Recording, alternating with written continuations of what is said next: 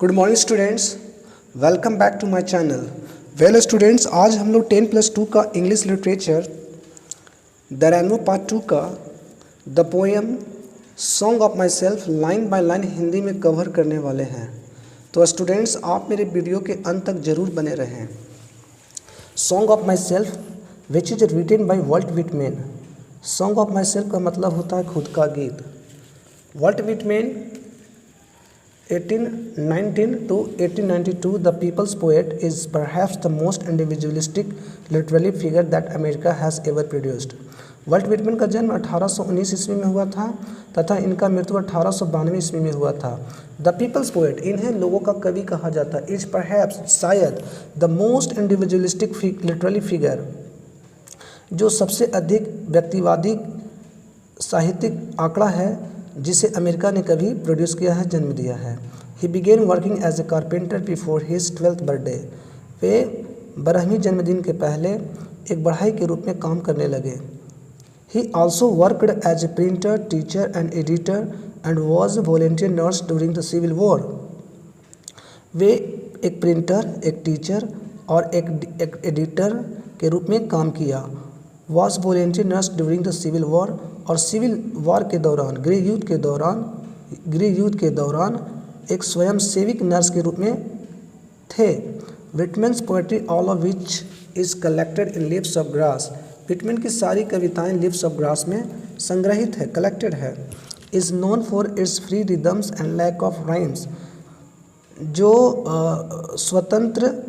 स्वतंत्र लय और तुकबंदी की कमी के लिए जाना जाता है। विटमैन्स की कविताएं जो हैं लिप्स ऑफ ग्रास, खास करके उसमें जो लय और तुकबंदी की कमी है, एक लाइन दूसरे लाइन से मिलता नहीं है, उसके लिए काफ़ी जाने जाते हैं, इनकी कविताएं जानी जाती है। Whitman first publish it at his own expense इन 1855।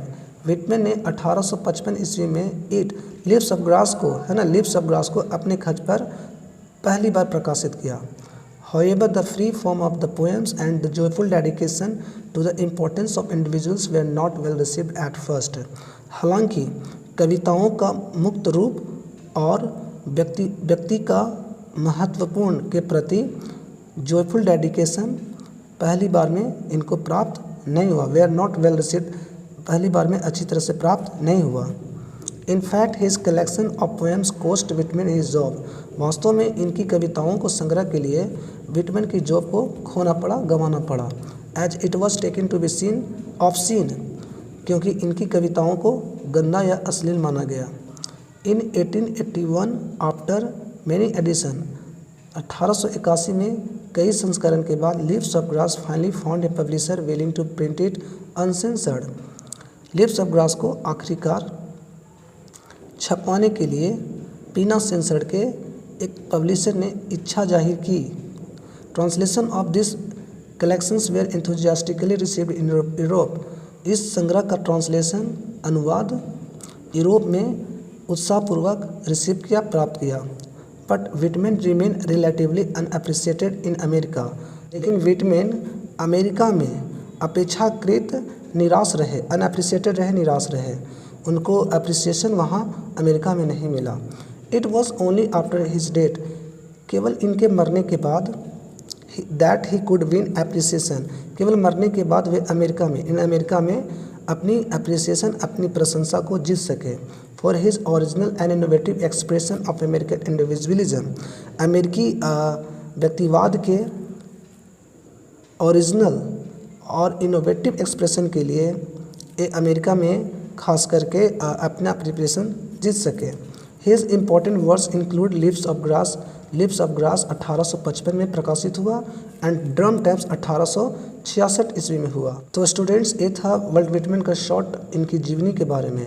तो चलते हैं हम लोग समरी को लाइन बाय लाइन हिंदी में एक्सप्लेन करते हैं और आप इसे समझने का प्रयास करें।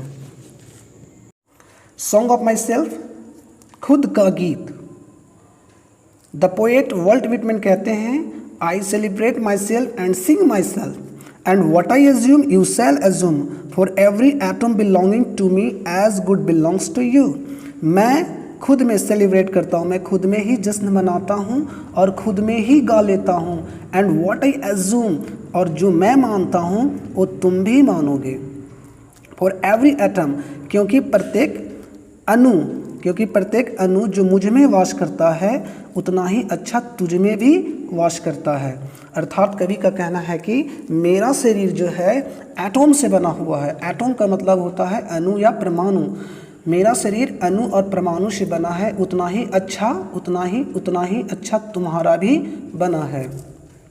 मैं खुद में जश्न मनाता हूँ, खुद को ही गा लेता हूँ, और जो मैं मानता हूँ वो तुम भी मानोगे, क्योंकि प्रत्येक अणु जो मुझ में वास करता है उतना ही अच्छा तुझ में भी वास करता है। अर्थात कहने का मतलब हुआ है कि हमारा शरीर जो है अणु और परमाणु से बना है, तुम्हारा भी शरीर उसी अणु और परमाणु से बना हुआ है। मनुष्य का शरीर जो होता है 5 तत्वों से बना होता है, जल, अग्नि, वायु, पृथ्वी और नभ।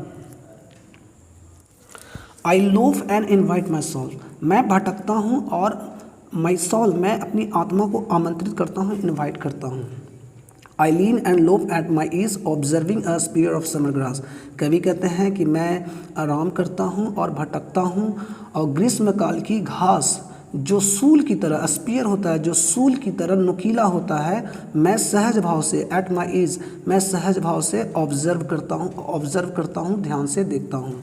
कवि का कहना है कि मैं भटकता हूँ, मैं अपनी आत्मा को आमंत्रित करता हूँ, मैं आराम करता हूँ और मैं भटकता हूँ और ग्रीष्मकाल की घास को जो सूल की तरह स्पीयर होता है, नुकीला होता है, मैं उसको सहज भाव से मैं ध्यानपूर्वक देखता हूँ।